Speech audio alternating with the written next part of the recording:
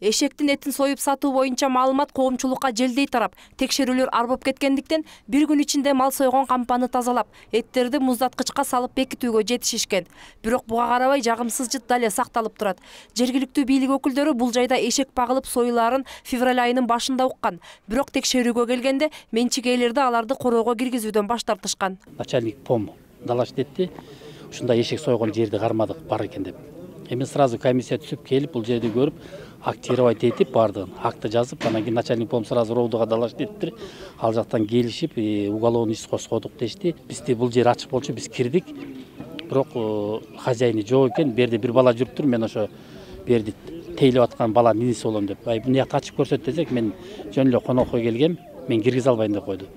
Ана сыртында кишкалар жатыптыр, эшектер жүрүптүр, биз ошолорду видеого тарттык. Мыйзам боюнча өлкө аймагында эшекти союп тамактануу жайларында сатууга тыюу салынат. Эшектин этин башка малдын этинен лабораториянын жардамы менен аныктоого болот дешет адистер. Бирок эреже бузулган учурда жөн гана 600 сом айып пул салынат. Бул сумма өтө эле аз деп эсептеген ветеринардык кызматкерлер айып пулдун өлчөмүн бир нече эсеге жогорулатуу зарылдыгын белгилешет. Жогорку кеңешке азыр бергенбиз. Ушундай бир жагдайларда биздин дагы жанагы алсыз болуп калабыз да.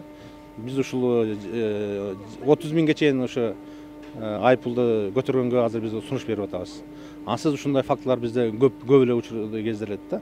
Анан 600 сомго штраф салып берсеңиз, ал 600 сомду алып коюп кайрадан ошо ишин уланта берет да. Буга чейин тамактануу жайларына эшектин эти дүңүнөн арзан сатылат экен деген айын кептер айтылганы менен так маалымат болгон эмес. Эми коомчулукту дүрбөлөңгө салган маалымат ачыкталган соң Бишкектеги бардык кафе-ресторандар текшериле турган болду. Бирок эшектин эти менен шугулданган ишкерлер товарын өлкө аймагынан сырткары сатаарын айтып чыкты.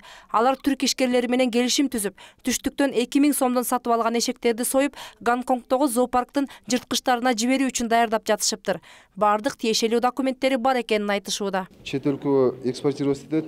Ал эттер болсо жана мен айтып кеткендей Сердар Латыфов деген иностранный гражданга берилет. На основании контракта иштейбиз. Ал эттерди алар болсо каяка сатышат экен? Алар Гонконгко, зоопаркка. Канчадан бери иштеп атасыздар бул иш менен? 20 январдан баштап 2015 жылдан бери. Ушу быйыл.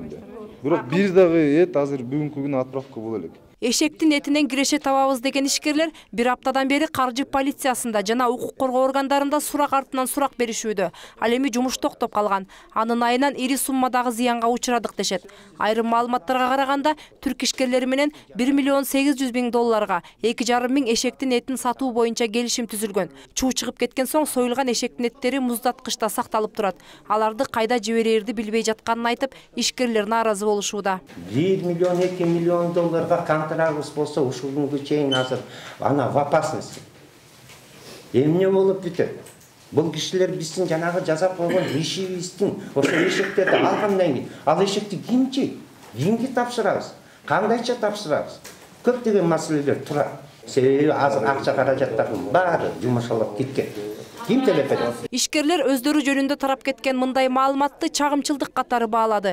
Атүгүл алар мунун артында кимдер турарын да билишет экен. Эгер өздөрү айткандай бардык документтери жайында болуп, алардын кынтыксыз экени далилденсе, компания өз ишин уланта берет. Бирок эшектин эти сатылат деген маалыматты уккан эл иренжиген абалда калды. Мээрим Ташыбекова, Алтын Каныбек уулу, НТС.